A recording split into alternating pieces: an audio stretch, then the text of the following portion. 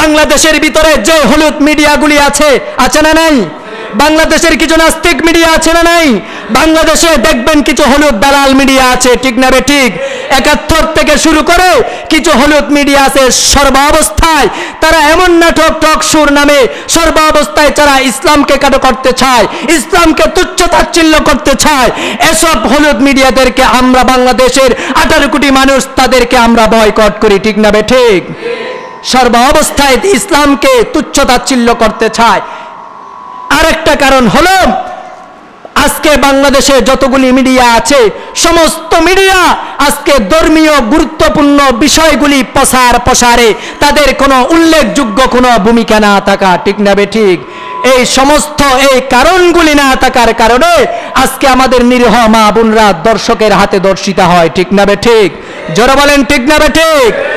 এই জন্য মুসলমান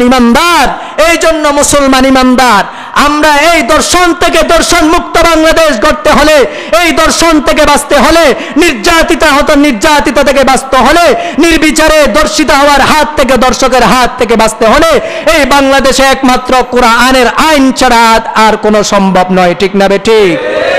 এই জন্য মুসলমান ইমানদার আজকে দেখেন আমাদের মা বোনেরা এমন পোশাক পরে, আমাদের মা বোনরা এমন ভাবে চলাফেরা করে যে এমন ভাবে চলাফেরা করে ইহুদি খ্রিস্টানকেও হার মানায়। জোরে বলেন ঠিক না বে ঠিক? অথচ আল্লাহ তাআলা বলেন, আল্লাহ তাআলা পোশাকের ব্যাপারে কি বলেন? ইয়া বানি কদ আদম أنزلنا إليكم لباسا يواري سوآتكم وريشا ولباس التقوى ذلك خير ذلك من آيات الله لعلهم يذكرون سبحان الله জোরে বলেন। আল্লাহ তাআলা বলেন, হে আদম সন্তান, আমি তোমাদের প্রতি পোশাক নাজিল করেছি যাতে তোমাদের শরীরকে আবৃত করতে পারো, লজ্জাস্থান ডাকতে পারো, শরীরের হেফাজত সাজসজ্জা করতে পারো।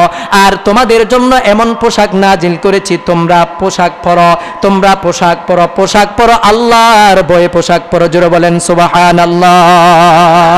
আল্লাহ তাআলা বলেন, ওয়ালিবাসুত তাকওয়া, যে ব্যক্তি তাকওয়ার পোশাক পরবে আল্লাহর ভয়ে, যেমন আমরা নামাজ পড়ি, আমরা সবকিছু করব আল্লাহর ভয়ে, আমরা রোজা রাখবো আল্লাহর ভয়ে, আমরা পর্দা করব আল্লাহর ভয়ে, আমরা খাবার আহার করব আল্লাহর ভয়ে, আমরা যাকাত দিব আল্লাহর ভয়ে, আমরা নামাজ পড়ব আল্লাহর ভয়ে, আমরা হজ করব আল্লাহর ভয়ে, ইসলামের সমস্ত বিধিবিধান আমরা সব কাজ করব কার ভয়ে? জোরে বলেন, আমরা আল্লাহর ভয়ে, আমরা সবকিছু করব আল্লাহর ভয়ে। এই জন্য মুসলমান ইমানদার বন্ধু, আল্লাহ তাআলা বলেন, আমি তোমাদের জন্য পোশাক নাজিল করেছি, এমন পোশাক পরো যেই পোশাকের মাধ্যমে তোমাদের ভিতরে আল্লাহর তাকওয়া অর্জন হয়। সুবহানাল্লাহ। আল্লাহর রাসূল বলেন, হে মুসলমান ইমানদার, যারা যে সমস্ত আজকে নারীরা, যে সমস্ত মুসলিম নারীরা আজকে অশ্লীল পোশাক পরে বেপরদায় চলাফেরা করে, আল্লাহর রাসূল বলেন কাল কিয়ামতের ময়দানে তাদেরকে আল্লাহ তাআলা জাহান্নামের পোশাক পরাবেন। নাউযুবিল্লাহ। এই জন্য মুসলমান ইমানদার আমাদের জন্য উত্তম পোশাক হলো তাকওয়ার পোশাক। কিসের পোশাক? কথা বলতে হবে, কিসের পোশাক? তাকওয়ার পোশাক। আল্লাহ তাআলা বলেন, তোমরা তাকওয়ার পোশাক পরো। যারা দুনিয়ার জিন্দেগিতে তাকওয়ার পোশাক করবে, আল্লাহকে ভয় করে পোশাক পরিধান করবে, আমি আল্লাহ তাআলা কিয়ামতের ময়দানে তাদের এই তাকওয়ার পোশাকের কারণে আমি আল্লাহ তাআলা জান্নাত দান করব। সুবহানাল্লাহ।